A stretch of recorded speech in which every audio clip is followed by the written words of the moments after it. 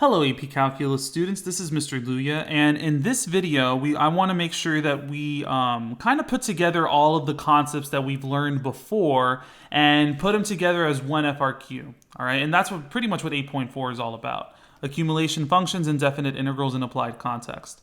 So, I mean, given that the AP exam is pretty much only about a month and a half away, I really want to make sure that we practice as many FRQs as we can and start paying attention to the style and the phrasing that these FRQs have. So here's what we're going to do.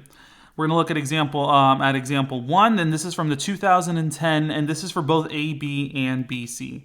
So if we see this, it says, a zoo sponsored a one-day contest to name a new baby elephant. Zoo visitors deposited entries in a special box between noon and 8 p.m. The number of entries in the box t hours after noon is modeled by a differentiable function e for all times between 0 and 8. Values of et in hundreds of entries at various times t are shown in the table above. So use the data in the table to approximate the rate in hundreds of entries per hour at which entries were being deposited at time t equals 6. Show the computations that lead to your answer. All right, so if you notice here, and I've seen this, I think we've all seen this question quite a few times, especially in old FRQs, but they don't have a value of 6 so that we can easily determine what the rate is. But we know that 6 is in between 5 and 7. So if we want to come up with a good approximation for the rate, then we can pretty much use the average rate of change between 5 and 7.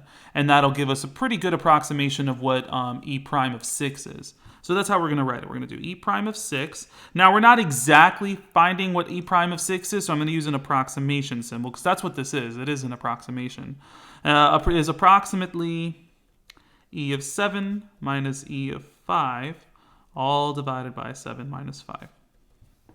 Okay, well, I know e of 7, that says 21 right there, minus e of 5, that's 13, divided by 2. And that gives us 400 entries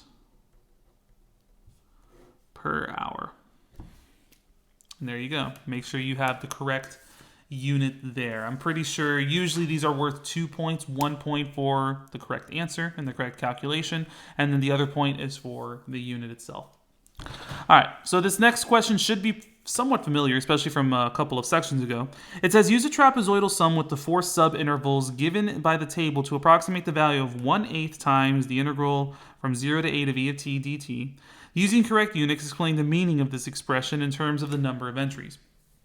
Okay, well, we're talking about trapezoidal sum. So really, the trapezoidal sum is going to help us give us pretty much the approximate value of the integral, but then we got to make sure that we multiply it by 1/8.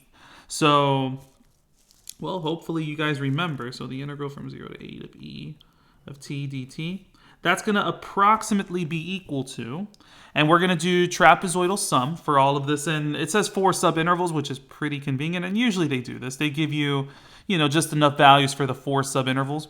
And hopefully you guys remember that, obviously if I'm here at 0, 4, let's just kind of guess 13. You don't have to do this every time. I'm just kind of using this for purposes of explanation. Essentially you do have about 4 different trapezoids here, and you have to remember that the width of these the height of these trapezoids is going to be whatever the width of that of each interval is. And then of course the heights of these trapezoids, from the e of t, those values are pretty much the base values whenever you plug that into your formula. So hopefully you guys remember. I'm not going to forget my 1/8 here. I'm going to make sure I have that right there. And I'm multiplying all of this. So the trapezoids are going to be, well, the first trapezoid is going to be 1/2 times base 1, which is 0, plus base 2, 4, and then times that height, which is the width there of 2, plus 1/2 times, and then the next base 1 and base 2 is 4 and 13, so plus 4 plus 13, times that height of 3, plus 1/2 times base 1, base 2, so 13 plus 21, times that width of 2, plus 1/2 times base 1 and base 2, times that height of 1. Okay, so when I go ahead and calculate all of this, I guess I'm doing this in real time. Let me go ahead and, well, I already did that. I did this problem before the video. But anyway, so I'll just go ahead and show you in real time. So 0.5 times 0 plus 4 is 4, times 2 plus 0.5 times 4 plus 13 is 17, times 3 plus 0.5 times 13 plus 21 is 34, times 2 plus 0.5 times 21 plus 23 is 44, times 1 is 85.5, and then I got to remember to multiply that by 1/8, so that's like dividing by 8, and that gives us 10.688. So 10.688, and that's hundreds of entries per hour. Okay? But again, what you need to remember, and this is what we learned in the previous section, is that this right here, whenever you're dividing by the 1 over b minus a, or like pretty much dividing by the length of the whole interval, this is giving you the average value of a function. Right? So whenever they say explain the meaning of this in terms of the number of entries, you have to make sure you use the right phrasing. So I'm just going to go ahead and say the average, and what unit are we doing here? Number of entries. Number of entries that were in the box between noon and 8 p.m.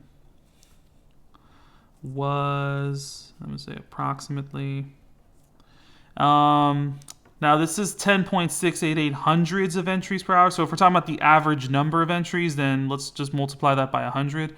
Was approximately 1069. Yeah, that's good enough. 1,069. Okay. So now over here it says at 8 p.m. volunteers began to process the entries.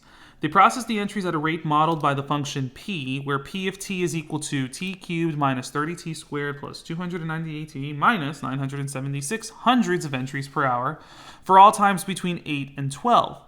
According to the model, how many entries had not yet been processed by midnight? So at t equals 12.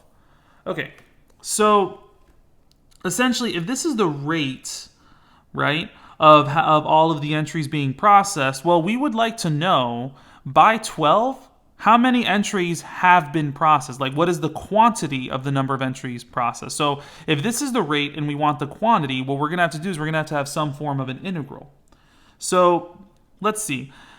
Ultimately, if I go ahead and if I want to figure out what is the integral from 8 to 12, how many of them were actually processed? So from 8 to 12, we're going to have p of t dt, right?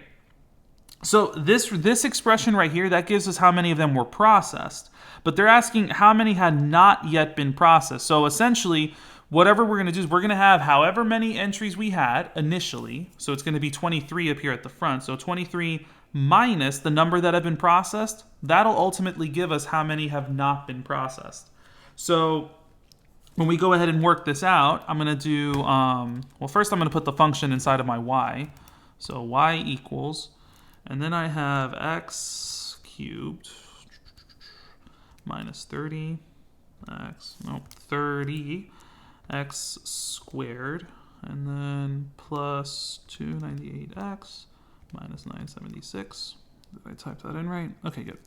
So now I have that in y1. So ultimately, I'm just going to put this all in the same function. So 23 minus math integral from 8 to 12 of our function y1 with respect to x.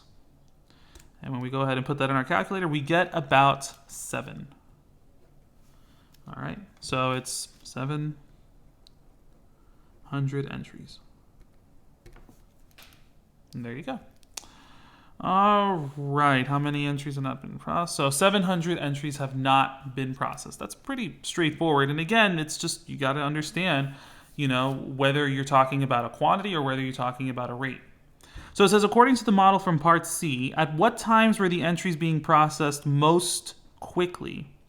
Justify your answer. So if they want to know at what time the entries were being processed most quickly, they're pretty much talking about when is the rate the highest, right?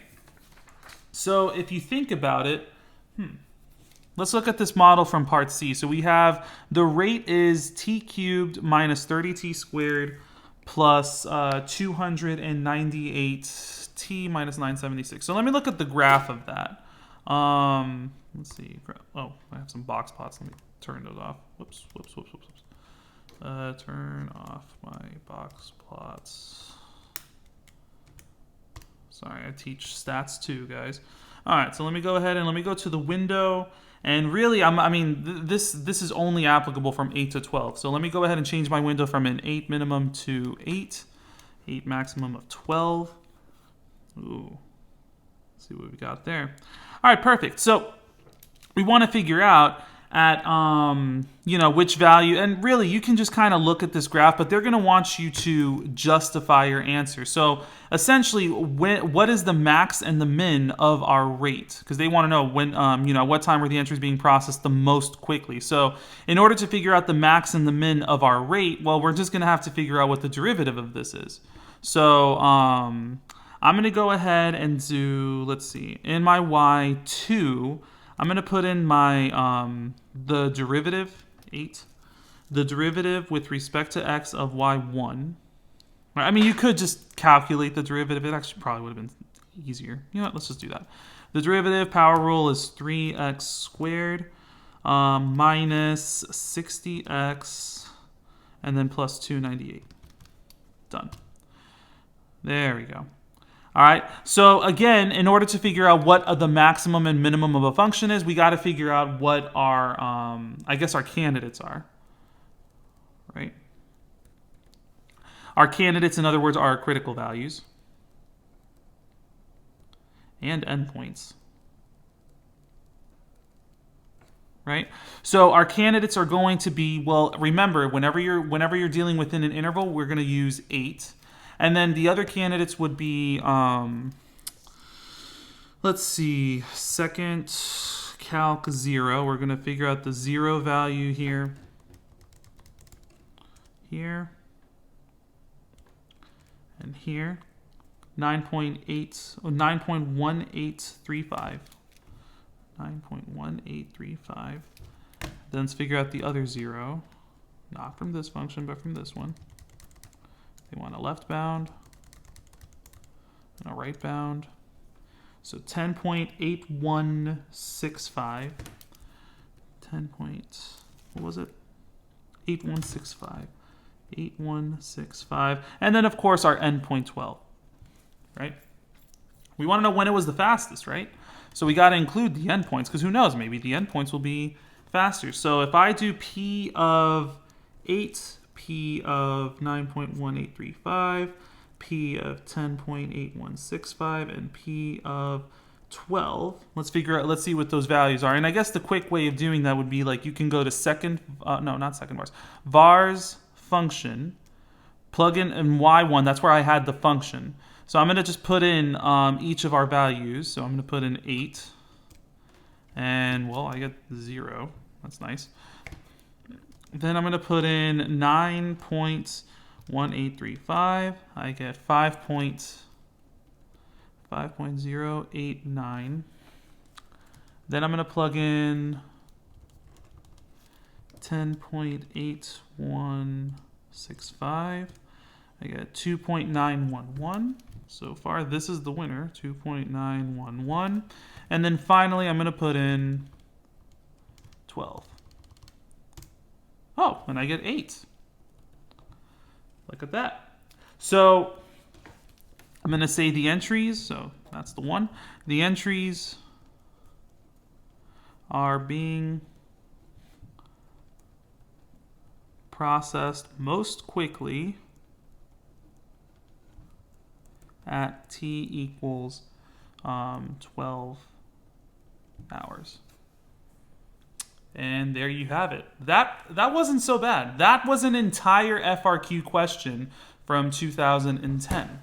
So again, the more you know, and this is just kind of piecing together all different parts of the class. I wish I can show you full FRQs like this from the from the very beginning of the year, like I do with AP Statistics. But the problem is, like, you can tell, like, this is stuff we learned in chapter 2. This is stuff we learned literally this chapter. This is stuff we learned in the like a couple of chapters ago in chapter 6. This is one that we learned in chapter 5. It's kind of all over the place. So it's really now at the end of the year when you get to finally see all how FRQs are put together and pieced together from all of the different chapters that we learned. So it's a really good review of everything we've done over the year and kind of cumulative.